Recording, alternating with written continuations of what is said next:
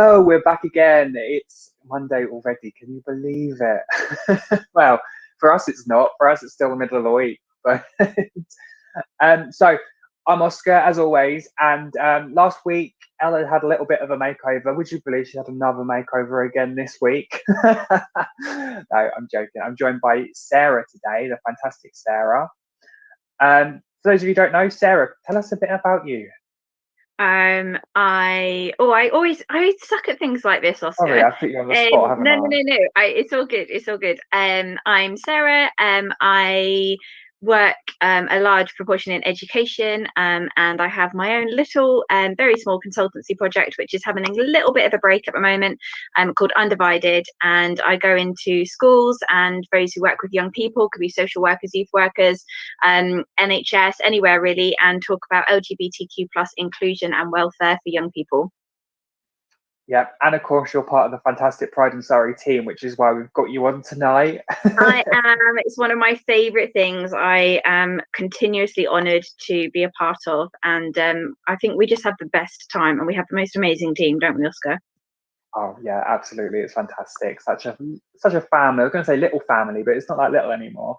It's Um, not a little, but I love that. no, exactly, it's growing. We're like an Irish family with Lisa now. We're Where, like the Wiltons gone wrong. yeah, yeah, Big all the fan of Adams Wilton family. family. Well, speaking of family, the topic for this week's show is community, which obviously friendships, families, bits and pieces like that. Um, I mean, you've already had a sneak peek at the videos, so how are you feeling about what we're talking about today? I think it's a real range of stuff today, and I think that's really exciting. And I think this topic is so important right now when we are obviously still in lockdown in various different forms and various different levels, but we are still in lockdown. And I think community can mean so many different things right now. And I think online community is what has been so important for me recently, and in particular, actually, with the Pride and Surrey family. And without them and without you guys, it just wouldn't have been as manageable as it has been. And although I have a partner now, I'm a single mum. So yeah, I think community is such a big and important topic, and it's really important that we talk about it because there are pros and cons within that. There are highs and there are lows, and I think it's really important that we talk about those. Absolutely. Well, you've just really made it nice and easy for me to introduce the first video. Actually, we've started with quite a tough video. Actually, we were just chatting about it before we started. It's a bit more of a deep one. It's related to sort of relationships and when it's the right time to let go. We thought we'd start with this because then we can bring you all happy again after we've got through the first one. So here it is. It's taken me 35 years to figure this out, but I think the way we view friendships and relationships is a little bit broken. It's like when we find somebody who makes us feel something really strongly or powerfully or amazingly, we just want to hold on to that feeling for as long as possible. And that's not really realistic. Maybe instead of focusing so hard on holding on to the feeling, we should just be present in the feeling for as long as it lasts. Life isn't actually made up of long-term commitments, it's made up of moments. I've had so many moments that should have just stayed moments, but I dragged out into long-term things, and then the magic was gone. Like, it's okay if a friendship doesn't last for 20 years. It's okay if a relationship doesn't turn into a marriage. It's okay. If the moment was magic, it was magic, and that's how it was supposed to be. It was supposed to be a magical moment. Oh, it sent shivers down my spine, that video. I think it's so topical. I mean, I don't know, Sarah, did you catch this week on LGBT Online? We had a program about well-being and mindfulness and spirituality. I did, yeah. One of the topics that we were talking about was living in the moment. I say we, I wasn't on it. And I think it hit the whole subject so perfectly on its head because we spend so long thinking about the future, and actually we should just be enjoying the present, shouldn't we? And it's okay when things don't go as long, and sometimes they go longer than you expect, which is also fantastic. Yeah, that's true. That maybe focused more so on the negatives, that video, actually. I mean, sometimes you meet someone, you think, oh yeah, they're just going to be a business connection, and then all of a sudden you value them closely as friends. So it can be both ways. Yeah, definitely. I mean, I suppose we should just move on quite quickly, shouldn't we, to something more happier?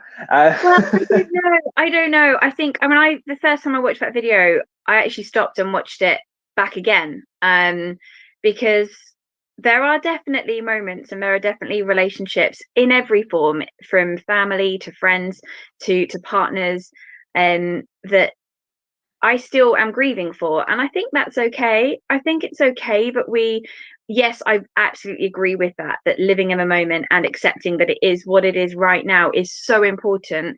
And also not putting pressure on relationships of any type of relationship again, and saying, oh, if you're with someone, that the end goal is forever, be it friendship or partners or anything else. I think it's really important to go by that video, and I think a lot of what it says is very, very true. But I also think it's okay to, when things don't go how you see them, I think it's okay to process that and grieve that and accept that that's painful at times.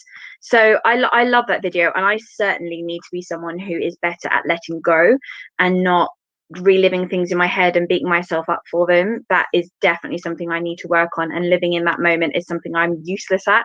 So for me, I think it was really, really important. But I think, yeah, the flip side is, at the same time, we have to allow ourselves to feel that pain and to work through that and seek support if we need it. But yeah, I think so much of what that video says is really important. But yeah, moving on to happy stuff is fair, but at the same time, I think there's a lot of stuff in there that I don't want to just cast over and ignore, if that makes sense. Oh, absolutely. Yeah, I think what you make is a really good point. And that video was very sort of extreme on one side, actually. And to have both views is also really important. I mean, actually we learn things from every relationship that we're in, and every connection we make. And if we didn't learn things from those, then we would be the same person we were 10, 15, 20 years ago. Absolutely. And our relationship wouldn't progress either. And exactly that, we do learn things from friendships that don't go right. We do learn things from professional relationships that maybe don't go as we wanted them, and certainly romantic relationships or sexual relationships that we're in that maybe don't go where we see them going. So yeah, I think that is really important as well, is that we learn and we mature and we adapt, and then when we move on to the next relationship, on whatever level that might be, we take away those things that we've learned.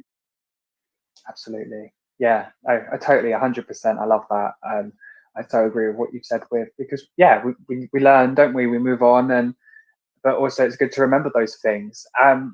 Well, on the topic of community, I don't know how I managed to I was looking at community I was wondering videos, where you found this one.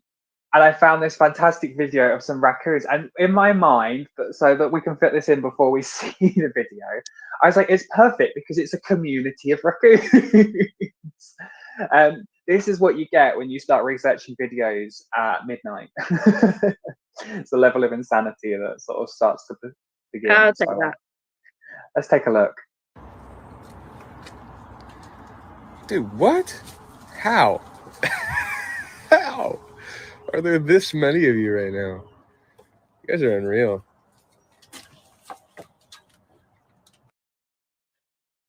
I know it's a short video. It just makes me chuckle. I love it.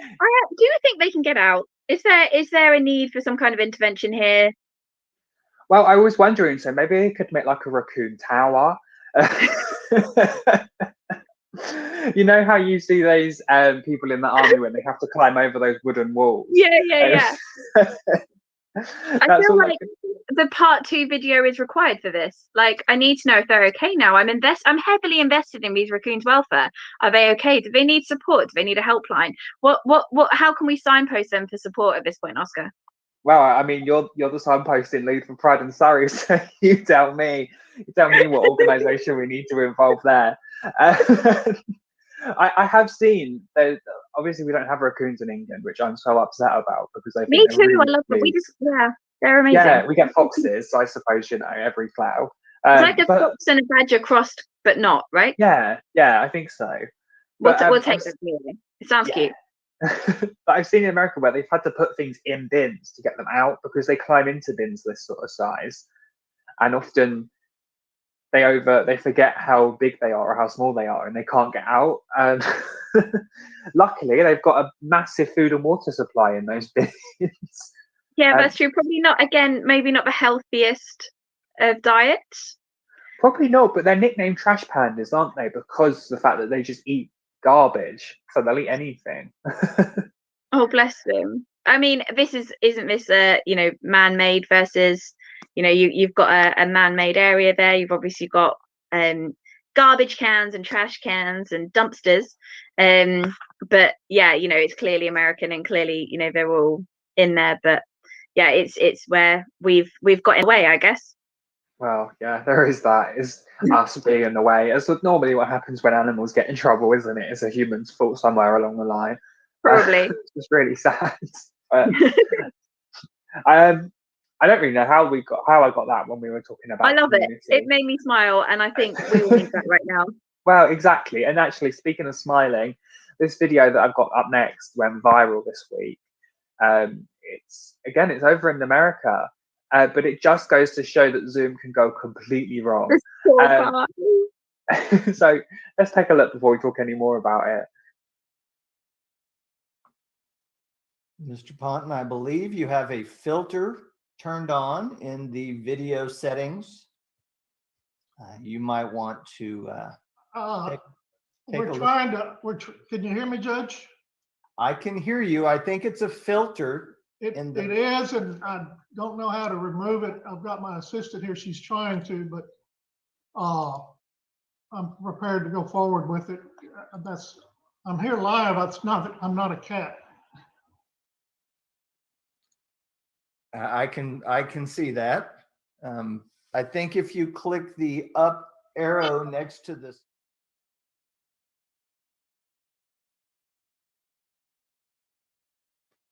I love it. It's just I'm not a cat. It just makes that's the bit that gets me. I'm not a cat. It's that line that gets me every time. The poor guy. He got in quite a lot of trouble, didn't he? Do you know, I'm really not surprised. I mean, I don't know if he did or not, but I'm not surprised when it comes to the criminal justice system. Obviously, I work within the English criminal justice system in my day job currently, and people are zooming into courtrooms at the moment, so you can just imagine things like that happening. So it just cracks me up, to be honest with you. But then I guess that's the problem with technology, isn't it? Because I'm sure I'm assuming at some time one of your kids uses your Zoom for some sort of reason. They can leave filters on, the next time you log in, the filter's still there, or a virtual background. Yeah, I mean, my kids are all quite young,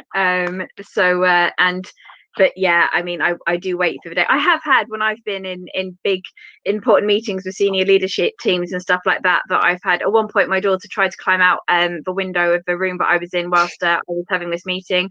Another point, one of my sons, again, I was in an important meeting with senior leadership team, and everyone on screen was laughing, and it's one of those awful social anxiety moments. It's like, what's wrong with me? Like, my teeth. And no, my son had put a very small toy horse on my head, and I had no at all, absolutely no idea. So yeah, I mean, and there's been loads, haven't there, over the last year, where everyone's adapted to virtual everything, and there have been so many faux pas where people have got caught out. But I have to admit, I felt for that guy, I really did. But at the same time, how have you not? If you're important, you really need to check your settings and everything before you log on. yeah, I've learned that. I actually I had a wired headset that I used to use for work, and it would be plugged into the laptop, and the dog had figured out that she could pull it and it would pull the ear off. So I've actually had to buy a wireless headset since, so that I can have my important meetings without getting scalped by my dog. Yeah, exactly. I get it. I really do. Yeah, I think most of the UK have had moments like that now, be it with homeschooling, be it with work, be it with family, even just family chats online, and this, that, and the other. I think most of the population have had their moments of things not quite going to plan. Oh, absolutely. Well, would you believe it? We fired through all of the videos that we had planned for today. Wow. That was quick. I know we've got one last one with regards to LGBT History Month, which we'll go into So in a minute. important. Yeah. So I suppose we'll crack on with that. Again, I said this the last couple of weeks, this fantastic TikToker who does some real sort of not widely known LGBT history videos said that we could use 4 of their videos for LGBT History Month. We've got another fantastic one today, and it's actually based in Germany, I believe. I can't remember now. I'm really embarrassing. I forgot that one wrong. No, you're right, I think. And what I'll do is, whilst the video's on, I'll just pop the TikToker's name across the bottom of the screen so that you're welcome to check them out if you like what you're seeing. Did you know that the LGBT community was once really big in 1920s Germany? The community was especially big in Berlin. There was an institution of sexology where people could get hormonal therapy, and there were also just many clubs and events for LGBT people. Many bars in 1920s Germany had drag performances. One famous, drag duo was the Rocky Twins. There were also big lesbian events, such as lesbian chess matches. Basically, there were chess matches for lesbian and bi women who could meet up for hookups or relationships, and it was important for the LGBT community. I'll be honest, I know nothing about chess, though. There was even an LGBT anthem in 1920s Germany. This anthem was known as the Lavender Song. Berlin was flourishing at the time, and it was a fun place to be, which caused the LGBT community to really grow. Though technically being LGBT was illegal, a lot of this community would end up being destroyed by the Nazis.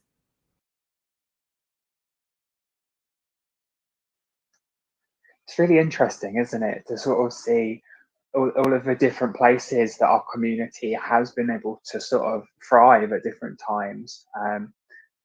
I think that it's so interesting to know that even when we could be so, it was so dangerous to be LGBT, people were still so proud and open about being who they were.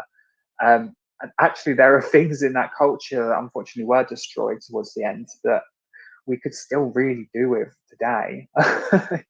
I mean, having chess clubs for LGBT people, at the moment, there are very few places where you can meet other LGBT people that aren't alcohol but heavy. Yeah. And those sort of things really do go amiss these days. I always think how interesting it would be if we were able to get past all of the discrimination, how much richer our community would be. I completely agree. I also think it's really interesting to consider in 10, 15, 20, 50 years time I don't know if TikTok will be the app of choice at that point, but whatever the app of choice at that point is, what they'll be saying about us and about this generation and what we're doing as far as LGBT history goes. And I think that's so interesting. I think about Black history, and I think of how far that's come, although as we know there's still a long way to go. And I think of that, and I think of women's rights, and I think of so many other things, and I think about LGBT history and where we are now and where we've come from, but also where we've still got to go. And I think that's really exciting. And yeah, just we just have to wait and see, I guess. I mean, what I would really hope, talking about what people may look back at our section of history, is I really hope this is the time where we start to address intersectionality in our communities. Completely. Actually, it so long has been fighting for LGBT rights, whereas the T has always been left behind, or the LGBT people who are of ethnic minorities have been left behind. And I think that now is the time where we're starting to see a movement that actually we are all one community. And that's what I would hope people start to look back on when they look back at this section of history. I think that is whole lot of work.